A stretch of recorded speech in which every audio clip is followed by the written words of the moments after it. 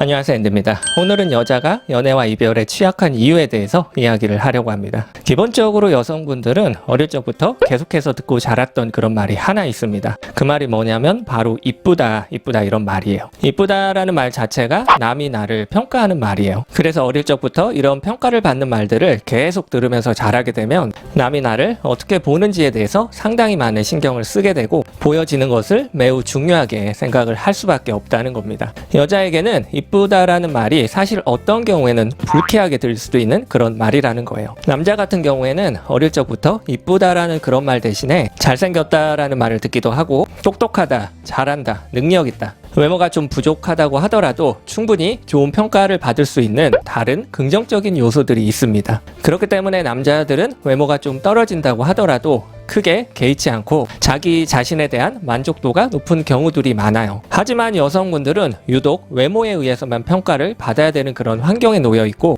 외모 때문에 쉽게 다른 사람들에게 단정 지어지게 되는 그런 경험들을 하게 되면서 보여지는 것에 대해서 상당히 민감하게 반응을 한다는 겁니다. 이때 여자가 성취하고 도전함으로 자신의 주체적인 삶을 통해서 정체성을 그렇게 찾아가는 것이 아니라 그냥 겉으로 보여지는 이미지에만 집중하면서 삶을 살아가다 보면 점점 남을 의식하는 상황으로 몰린다는 거예요. 이렇게 내면의 중심이 약한 상태에서 연애가 시작되게 되면 상처받는 것이 두려워서 자존심은 강해지고 상대방이 나를 어떻게 평가하고 어떻게 생각하느냐, 얼마나 나를 사랑하는지에 대해서 집중을 하게 된다는 겁니다. 그래서 상대방이 나에게 잘해주면 내 존재의 가치와 의미를 찾게 되는 것 같아서 기분이 좋아지고 반대로 상대방이 나에게 못해준다는 생각이 드는 날에는 자존심이 상하기 시작하면서 사랑이 식었나? 마음이 변했나? 나를 뭘로 보고 나를 무시하는 건가? 이 정도는 해줘야 되는 거 아닌가? 내가 뭐가 부족해서 이런 취급을 받아야 되나? 자존심이 쉽게 상하게 됩니다. 여자는 어릴 적부터 이쁘다라는 말을 많이 듣고 자랐다고 한다면 남자들 같은 경우에는 주로 잘한다, 잘한다 이런 이야기들을 많이 듣고 자랐습니다. 그래서 대부분의 남자들은 성인이 되어서도 자신이 뭐든지 잘한다는 자부심을 갖고 있는 경우들이 많아요. 연애도 마찬가지로 스스로가 노력하고 잘하고 있구나 이런 생각을 하면서 연애를 하기 때문에 칭찬에 익숙한 남자들이 여자친구에게 서운하다는 이야기를 듣게 되면 이 여자는 나를 인정하지 않는구나 라고 느끼게 되는 거예요. 그래서 여자친구의 말에 공감을 해주는 것이 아니라 여자가 자신을 흠잡으려고 한다 그렇게 생각하고 남자는 자기 변명을 하거나 자기 사정에 대해서 이야기를 한다는 겁니다. 왜냐하면 뭐든지 잘한다는 자신의 프라이드에 흠집이 생기게 되면 남자는 자신의 정체성을 잃어버리게 되거든요. 그래서 결국에는 여자친구가 나로서 만족을 못하는구나 이런 생각이 들게 되면서 남자는 자신의 정체성이 흔들리기 때문에 이 여자와는 더 이상 같이 갈 수가 없다고 판단을 하게 되는 거예요. 이때 여자는 큰 충격을 받게 됩니다. 여자의 삶 자체가 누군가에게 쉽게 평가를 받고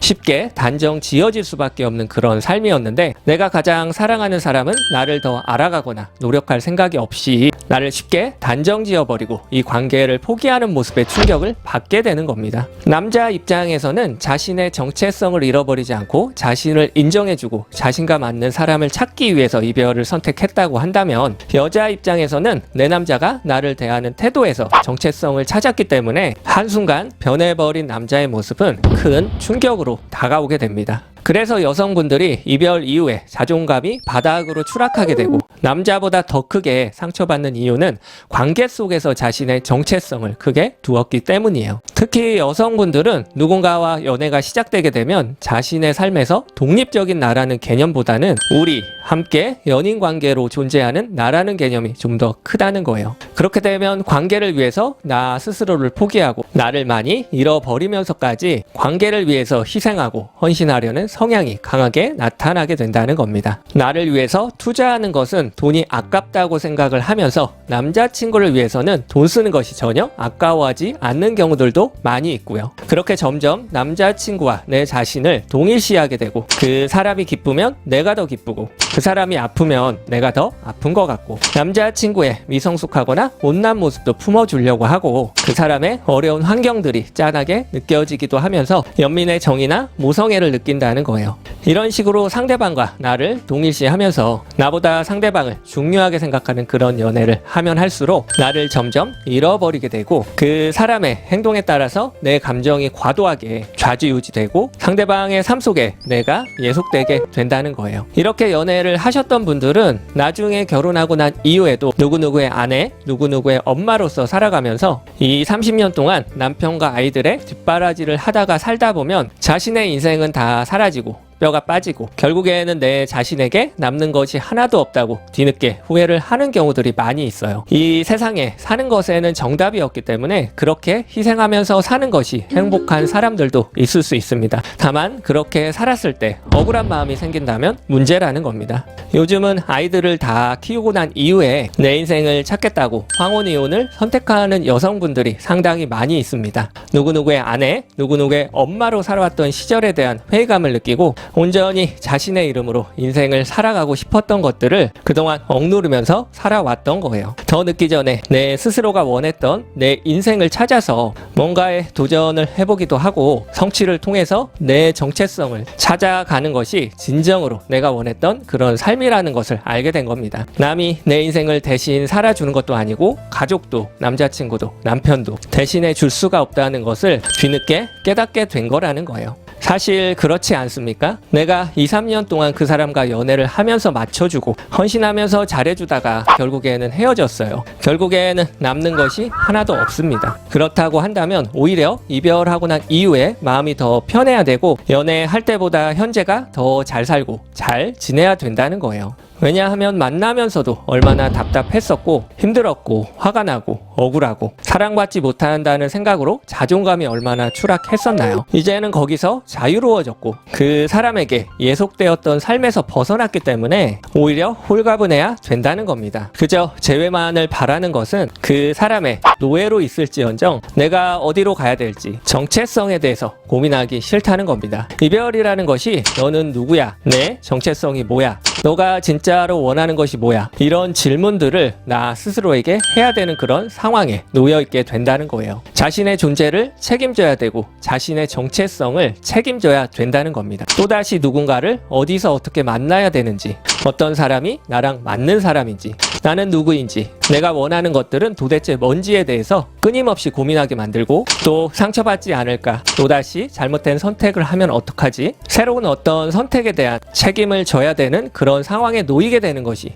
두렵다는 겁니다. 내가 그때 좀 더 이해하고 만났더라면 결과가 달라지지 않았을까? 좀 더 노력했다면 그 사람도 바뀌지 않았을까? 내 가슴이 답답하고 좀 억울하다고 하더라도 내 정체성에 대한 고민을 하는 것보다 헛된 희망을 품고 있었던 그때가 더 좋았었다고 생각을 하는 겁니다. 이게 얼마나 바보 같은 생각인지는 여러분들도 더 잘 아실 거예요. 제가 올리는 영상들을 자주 보시는 분들은 아시겠지만 이별을 인정하고 내 삶에서 그 사람을 제외하고 나로서 최대한 잘 지내는 훈련을 해야 된다고 말을 하는 이유가 그냥 하는 말이 아니에요. 내 스스로가 성취하고 도전함으로 얻어지는 경험치들이 쌓이게 되면서 내가 원하는 삶을 이런 식으로 만들어가면 되겠다, 이런 자신감을 얻으라는 겁니다. 그게 내 미래, 내 연애도 마찬가지예요. 그 사람에게서 벗어나 내 스스로 주체적으로 삶을 사는 것이 얼마나 만족스럽고 보람된 일인가를 한번 느껴보라는 거예요. 그래야 과거 속에 옛 여인에게 예속된 삶에서 벗어날 수가 있는 것이고, 그런 경험들을 바탕으로 새로운 누군가를 만나게 된다면 좀 더 나은 연애를 할 수가 있다는 겁니다. 그리고 또다시 연애가 시작되게 된다면 그 사람과 나를 동일시하거나 내 정체성을 관계에 너무 올인하지 마시고, 남자친구가 내 인생을 대신 살아주는 것이 아니기 때문에 내 삶의 정체성은 나에게 고정시켜 놓고 상대방과 나를 분리해서 내가 나를 더 챙겨가면서 건강한 연애들을 다들 하셨으면 좋겠습니다. 오늘도 좋은 생각거리가 되었기를 바랍니다. 다음에 더 괜찮은 영상으로 찾아뵐게요. 영상이 마음에 드셨다면 구독, 좋아요 눌러주세요. 이상으로 앤디였습니다.